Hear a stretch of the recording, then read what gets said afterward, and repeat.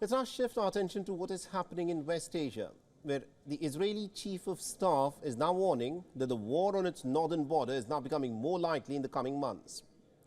The IDF's remarks indicate the growing probability of Israel engaging in a war with Lebanon. Now, Herzi Halevi made these remarks at a visit to the reservist exercise in northern Israel. The remarks followed the Israeli airstrikes against certain terror cells in the West Bank, and also to mark the withdrawal of a key IDF division from the Gaza Strip. We want to reach a very clear goal in Lebanon. This is to return the residents to the north of Israel, all of the communities in the north. Now remember, at this moment Israel has pledged to halt Hezbollah attacks from southern Lebanon to allow for thousands of Israelis to return to their homes that they were forced to evacuate in October after the border between Israel and Lebanon became hot in the aftermath of the 7th of October. Hezbollah, on the other hand, is hoping to take the pressure off Gaza by tying Israeli troops in the north. Now, the Iranian-backed Hezbollah has also rebuffed Washington's initial ideas for cooling the tit-for-tat fighting with Israel, but they're open to Washington diplomacy to avoid a ruinous war.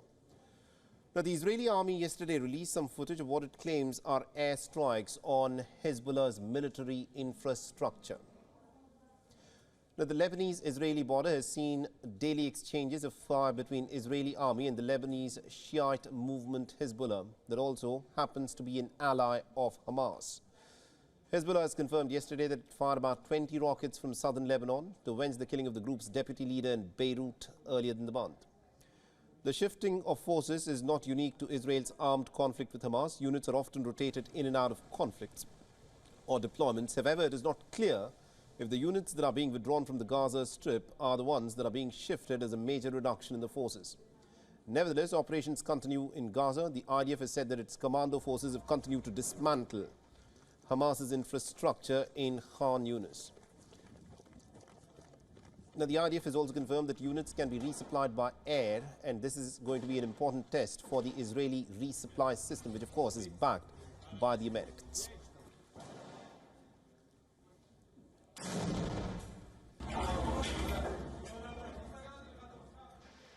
And also our correspondent from Israel, Jody Cohen, has been tracking the story very closely for us from Israel and has sent us this report. Let's listen in. There is concern that a full war could break out between Israel and Hezbollah in Lebanon. There have been daily rockets fired from Lebanon into Israel since the day after Hamas's 7th of October massacre, as well as attempted armed infiltrations. Israel has been responding against Hezbollah targets, and in the latest, Hezbollah have said they're open to diplomacy but have rejected US proposals to calm things down. IDF Chief Halevi has said that he believes the likelihood of war with the Iranian-backed Hezbollah has now increased. Meanwhile, Israel's President Herzog, speaking at Davos, suggested that pressure should be put on Iran to prevent an escalation. This is Jody Cohen for WION World is One. WION is now available in your country. Download the app now and get all the news on the move.